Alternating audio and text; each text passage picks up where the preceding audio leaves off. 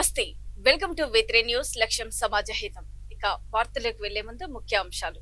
బండి సంజయ్ కుమారుడు బండి భగీరథని తక్షణమే అరెస్ట్ చేయాలని, బాధితురాలికి సరైన న్యాయం చేయాలని డిమాండ్ చేస్తూ ఎస్ఎఫ్ఐ, డివైఎఫ్ఐ మహిళా సంఘాల ఆధ్వర్యంలో పేట్ బషీర్బాగ్ పిఎస్ ని ముట్టడించారు.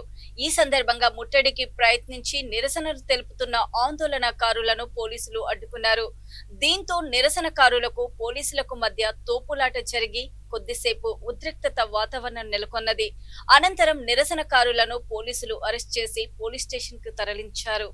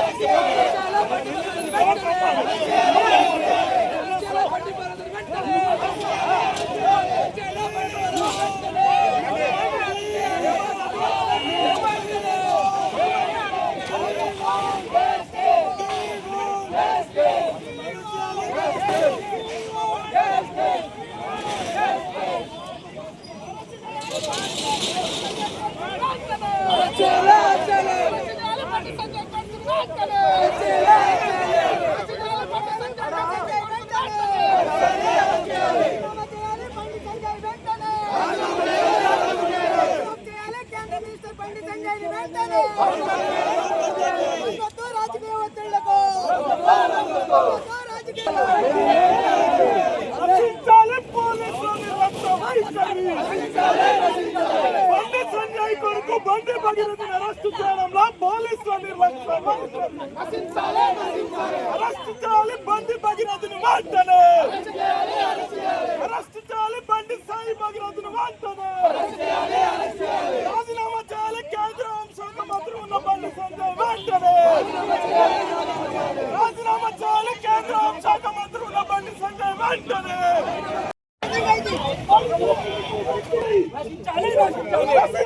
పోలీసుల నిర్లక్ష్య వైఖరి.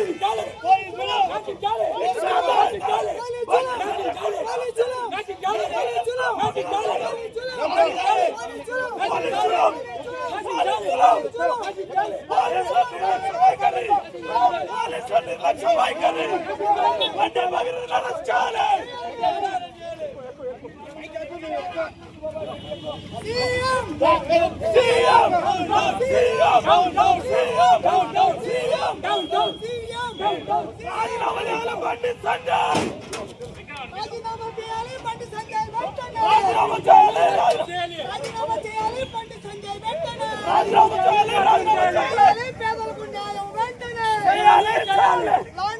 పోయింది భారత తెలంగాణ రాష్ట్రంలో ఆండాడ నశించిపోయింది. 4 రోజులు గడుస్తున్నాయి.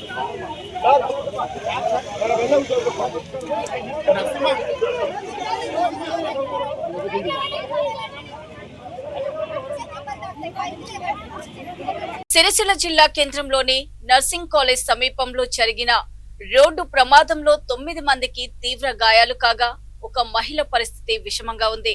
సిరిసిల్ల మొదటి బైపాస్ రోడ్లో కరీంనగర్ వైపు నుంచి వస్తున్న కారు ద్విచక్ర వాహనాన్ని వెనక నుండి వేగంగా ఢీకొట్టి అనంతరం చెట్టును ఢీకొని ఆగింది.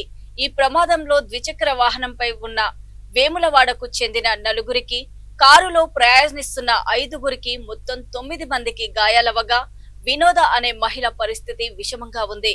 క్షతగాత్రులను పోలీసులు, ఫైర్ సిబ్బంది తమ వాహనాల్లో చికిత్స నిమిత్తం ఆసుపత్రికి తరలించారు. కారు అతివేగం కారణంగానే ప్రమాదం జరిగినట్లు ప్రత్యక్ష సాక్షులు తెలిపారు.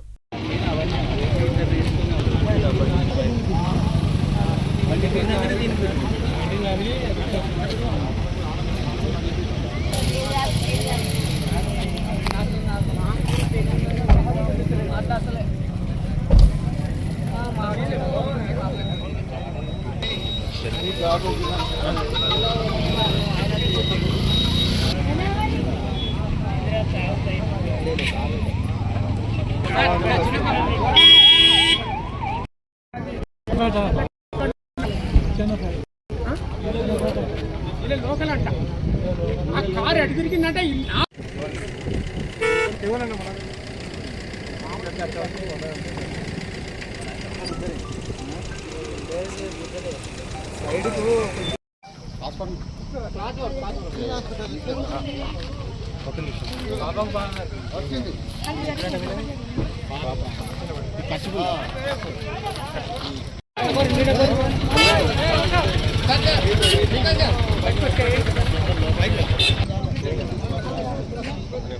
బైక్ మీద బండి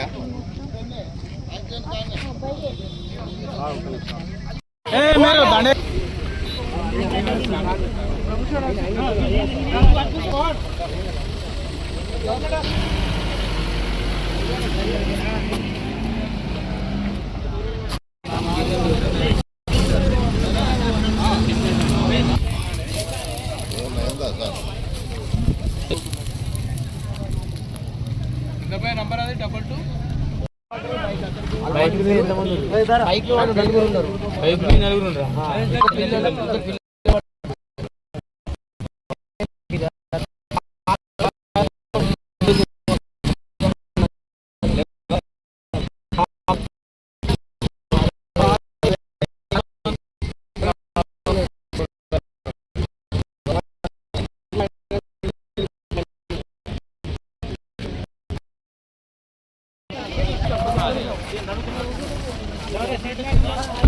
మ్యాట్ ఉంది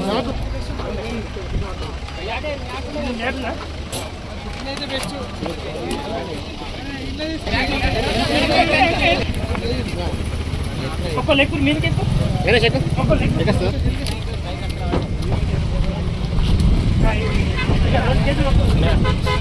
బస్ ఇట్లా తీసినావా అంతా బయటకి చేసిరు అది బండ మీద చెప్పు ఏమైంది ఆ బండ పీడి వస్తుంది.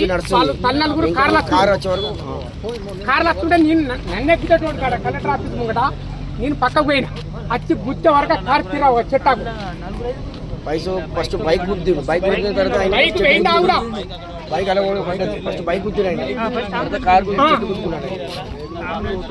ఆ పోరికి నడవడం జరిగిందంటే పిల్లల దగ్గర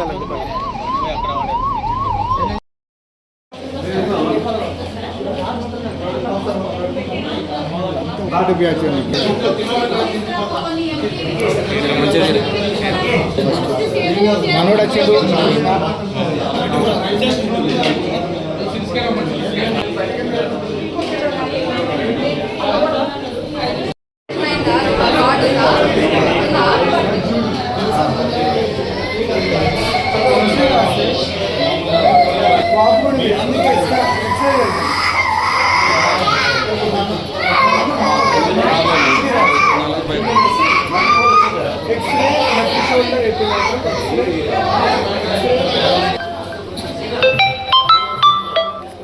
వికారాబాద్ జిల్లా పరిగి పట్టణంలోని శ్రీకృష్ణ హోటల్లో జరిగిన మీడియా సమావేశంలో బీసీ సంక్షేమ సంఘం జాతీయ కార్యదర్శి హనుమంతు ముదిరాజ్ మాట్లాడారు.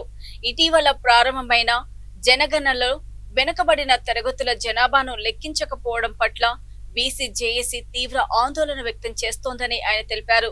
బీసీల సామాజిక, ఆర్థిక, విద్యా పరిస్థితులను సమగ్రంగా అంచనా వేయాలంటే కుల ఆధారిత జనగణన అత్యంత అవసరమని ఆయన పేర్కొన్నారు. సరైన గణాంకాలు ఉంటేనే ప్రభుత్వ పథకాలు సమర్థవంతంగా అమలు చేయడం సాధ్యమవుతుందని పేర్కొన్నారు. రాబోయే జనగణనలో తప్పనిసరిగా బీసీల జనాభా లెక్కింపు చేపట్టాలని హనుమంతు ముదిరాజు డిమాండ్ చేశారు.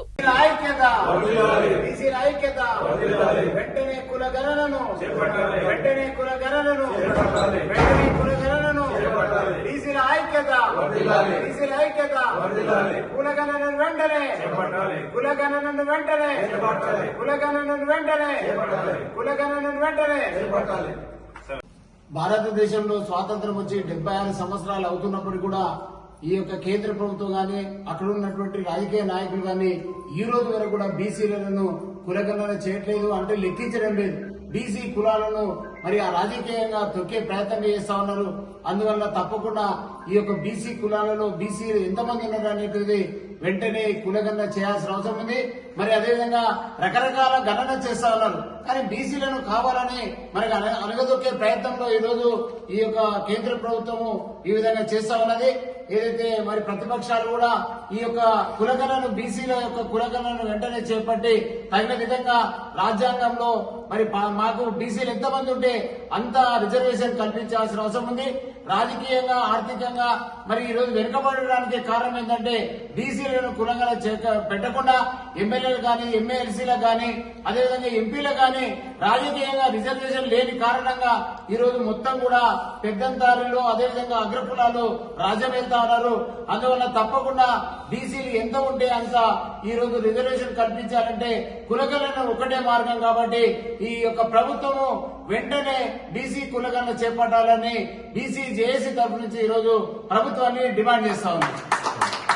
జై తెలంగాణ, జై తెలంగాణ, జై బీసీ, జై జై బీసీ, జై బీసీ. గత నెల రోజులుగా ధాన్యం కాంటాలు వేయకపోవడం ప్రభుత్వ వైఫల్యానికి నిదర్శనమని టీఆర్పీ రాష్ట్ర ప్రధాన కార్యదర్శి వట్టె జానయ్య యాదవ్ విమర్శించారు.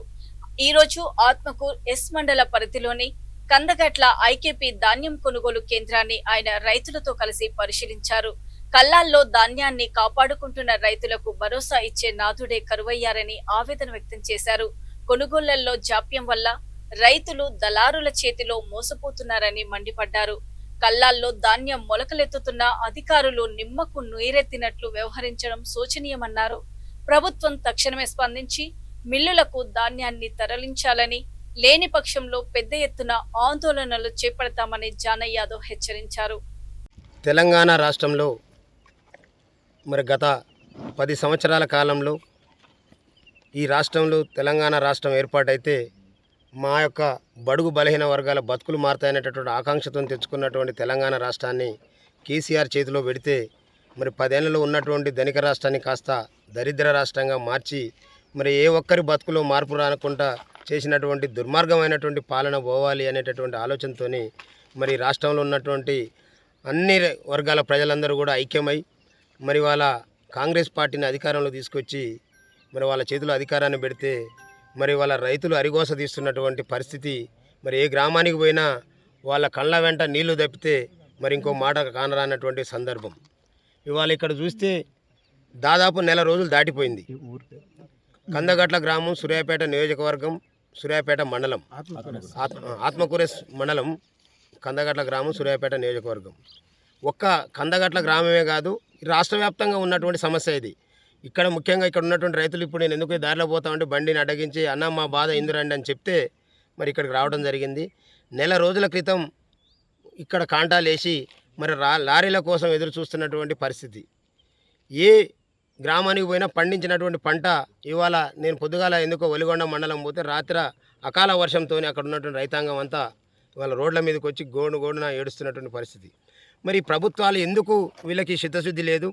మరి వాళ్ళ మెజారిటీ వర్గాలైనటువంటి మా ఎస్సీ, ఎస్టీ, బీసీ, మైనార్టీ వర్గాల యొక్క కష్టాల గురించి ఎందుకు పట్టించుకుంటలేరు అనేటటువంటి వాస్తవాన్ని మరి వాళ్ళ ఈ మీడియా ద్వారా ఈ ప్రభుత్వాలని ప్రశ్నిస్తూ ఉన్నాం.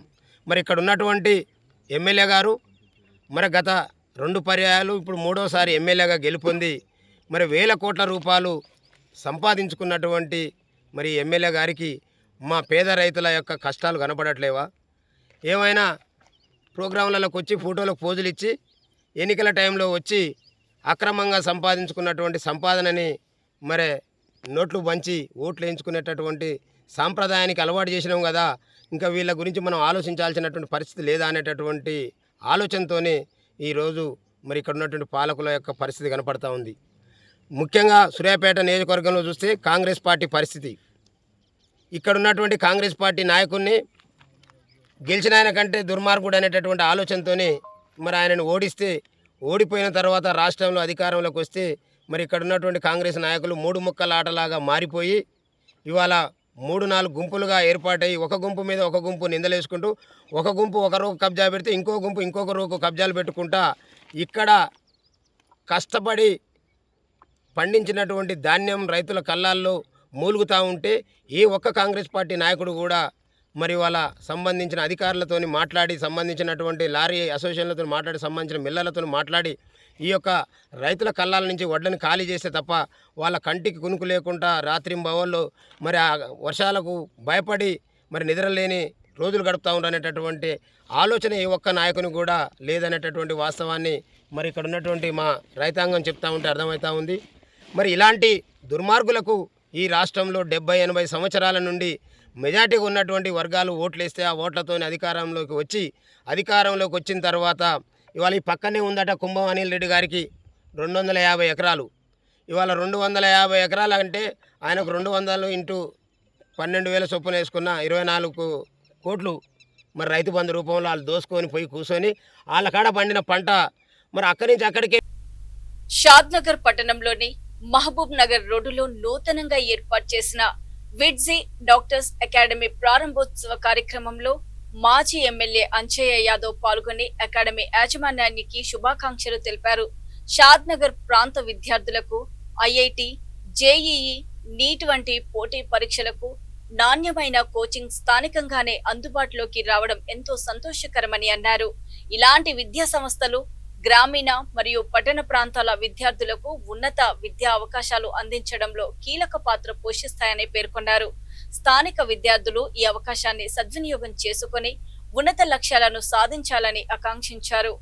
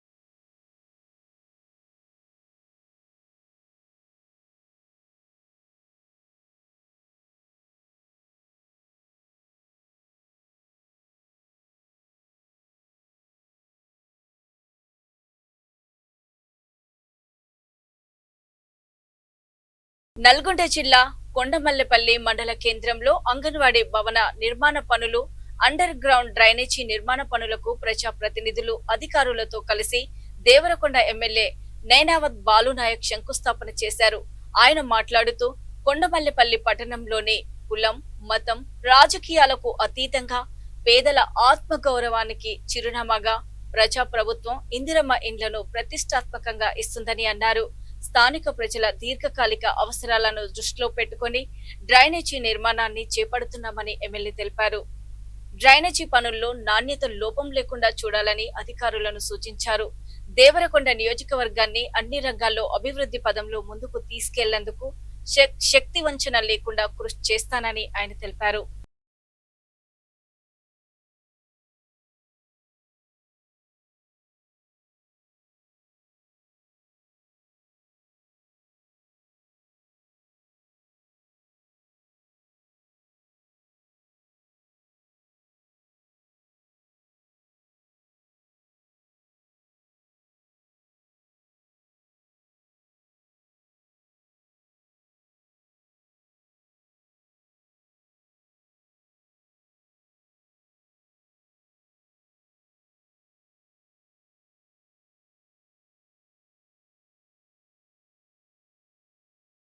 చూస్తూనే ఉండండి V3 న్యూస్, లక్ష్యం సమాజహితం. నమస్తే.